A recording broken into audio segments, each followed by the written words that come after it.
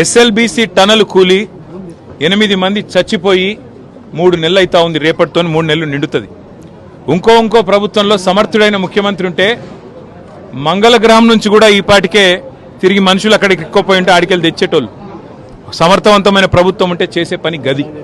కానీ 3 నెలలు అయితే అసలు ఎస్ఎల్బీసీ టన్నెల్ మీ కమిషన్ల ఆరాటంతో మీ కక్కుర్తితోని ఏదైతే కూలిపోయిందో ఇంతవరకు అందులోంచి శవాలను కనీసం తీసే దమ్ము లేదు.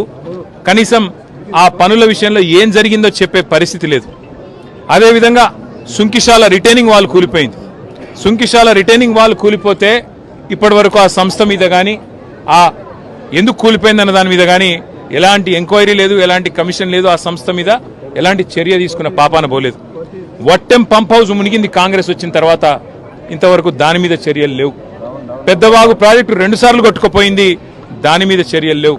అందుకే ఇది కాంగ్రెస్ బీజేపీ కలిపి వండుతున్న వంటకం ఏదైతే ఉందో, కాళేశ్వరాన్ని ఒక విఫల ప్రయోగంగా చిత్రీకరించే ప్రయత్నం ఏదైతే ఉందో, ప్రజలకు వాస్తవాలు తెలుసు.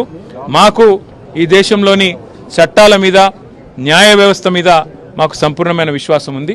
తప్పకుండా ఈ ప్రభుత్వాన్ని మాత్రం తప్పించుకుందామనే ప్రయత్నం చేస్తూ ఉన్నారు. అంటే కమిషన్ల పేరిట, కాలయాపన పేరిట, కమిటీల పేరిట తామిచ్చిన 6 గ్యారంటీలు, 420 హామీలు, వాటిని ప్రజల దృష్టి వాటి నుంచి పక్కకు తీసుకుపోయే ప్రయత్నం ఏదైతే చేస్తున్నారో వదిలిపెట్టే సమస్య లేదు.